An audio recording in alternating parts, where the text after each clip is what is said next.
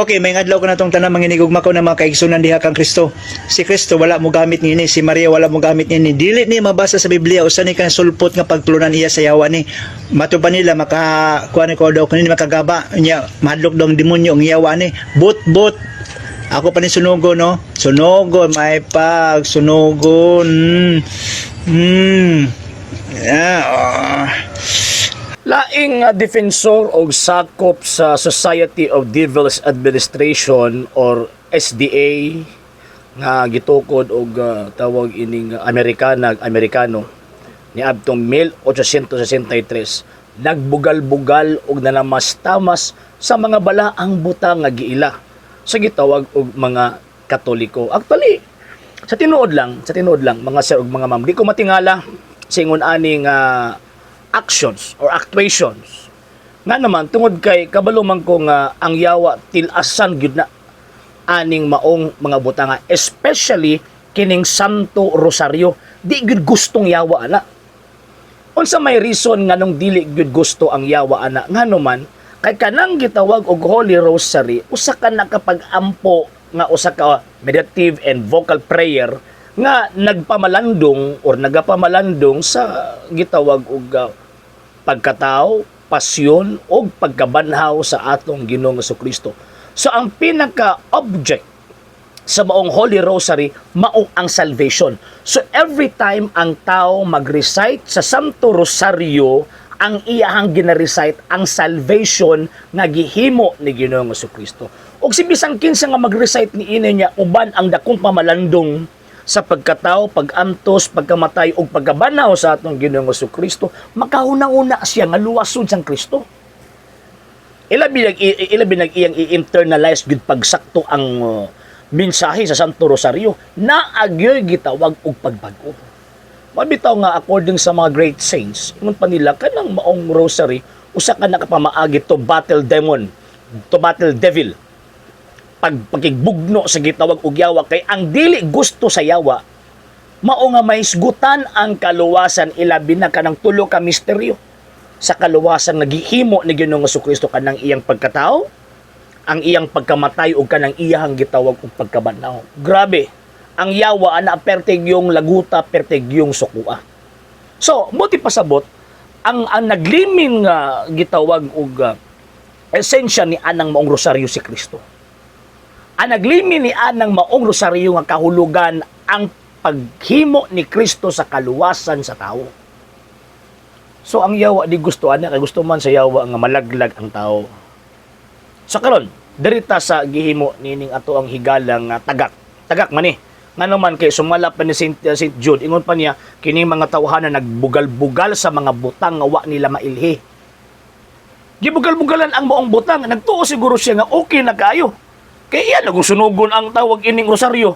Iyahan nagong dauban ang Santo Rosario. Ang question sa pagdaob nimo sa Santo Rosario, mawala ba ang kamatuoran na kanang maong rosaryo nagapunting kang Kristo? Dili na mawa.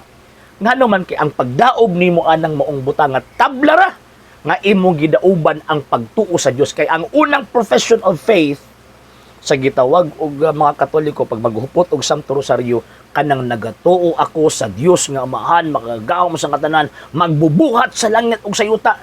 Gidauban nimo na. Kanang pag-ampo nga niingon ang Ginoong Jesucristo. Ingon ani pag-ampo ha, Amahan namo anaa ka sa langit. Gidauban nimo na. Bisag butang lang imuhang gidauban pero kana nga mga purse gamit ng maong butang nga imuhan ang gidauban. Kanang pagsulti nga Hail Mary full of grace. Kanang pulo nga gilitok sa angel sa ato bangan sa mahal nga biri. Remember, angelic, di lang kayo simple angelic, kundi divine. Tungod sa hinungdan na kanang pulo nga gilitok sa gitawag ug sa anghel, dito iyaha. Kundi sa Dios to nga nagsugo niya mo ni ipalitok. Gidauban po nimo nag-apil. So kung gyud kana, unya kanang musulti ang Katoliko ilabi nagbaabot na sa tunga kini o kining after sa 10 beads nga pag-recite sa Hail Mary, pag moingon ang tawag ining Katoliko, Glory be to the Father, and to the Son, and to the Holy Ghost. As it was in the beginning, is now, and ever shall be, world without end. Amen. Gidauban mo na. Wa ka manglimbawot ning balhibo sa mga sulpot o tagak. nga mga 70 Adventist nga mudao ba na? Ingon mo, nagbasa mo Biblia. Dili ba ka nang mao mga butang ang generisad sa mga Katoliko sa pag-ampo written na in the scripture? Anong wala man ninyo na tawag ining napamalandong eh? So diha na to makita nga kinang Seventh-day Adventist Church ang ginatudlo nila sa ilahang mga membro pagbugal-bugal sa mga butang nga balag. Yung tanawa ra do. Grabing suko. Di lang magiging siya. Apil po itong napo to si Mr. Sanchez. Di ba? Nagdaob, nagtawag, naglarawan. Mga ni mga tawanan, di na kinaiya o Kristohanon. Kinaiya nag mga barbaro. Barbaro manigma kinaiya ning mga tawanan. Yung paniya, ang rason daw kuno, man-made daw kuno na nga tawag ining kwan. Man-made daw kuno na nga tawag ining teaching. Kaya daw kuno magamit ang Kristoana. Usa ang paggamit ng Kristoana nga kanang rosaryo siya nagipuntingan ana. Self-serving kung mugamit siya. Diba? Same po sa mahal nga birhen. Mugamit ba din siya ana nga tawag ining usama sa sigisgutan diha. Diba self-serving? Common sense ba? Mo ni mga tawana ba nga magsigir putak. Wala common sense. Pura lang common, walay sense. Ang wala sa Biblia, kanang inyong giilang propeta, si Ellen G. White, wa na sa Biblia. Kanang mga damgo tungod sa kabuang, wa na sa Biblia. Kanang inyong pag-practice, kanang inyong sabat, inimbento nyong sabat, ang ihaumaon sa Biblia, wa na sa Biblia.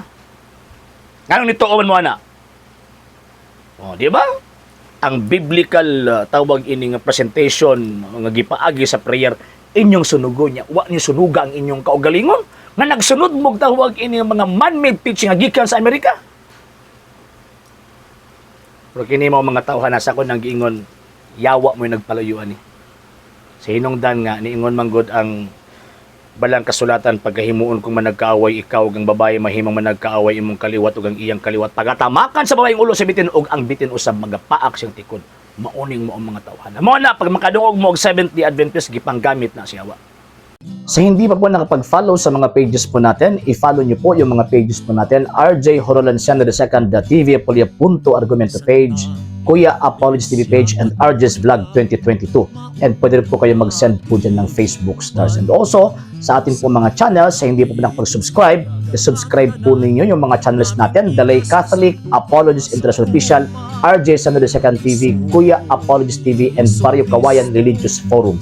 And pwede rin po kayo mag-send po dyan ng super sticker, super chats, and super thanks. And maraming salamat po sa mga kapatid at mga Katoliko na ulis pong tumutulong sa programa po natin. Maraming salamat po. Nang dahil po sa tulong at suporta po ninyo, ang programa pong ito, until now, andito pa rin po sa social media. And until now din po, nangangalang pa rin po tayo sa tulong at suporta po ninyo dahil wala po kami magagawa rito mga sir, mga ma'am, kung wala po yung tulong at suporta po ninyo. Sa gusto pong tumulong, sa gusto pong sumuporta, pwede po ninyong ipadala ang tulong at suporta po ninyo sa pamamagitan po ng ating mga account numbers dyan po sa ating pong screen. And pwede niyo po kaming i-message sa ating pong page kung via remittance po yung papadala po ninyo. Maraming salamat po in advance.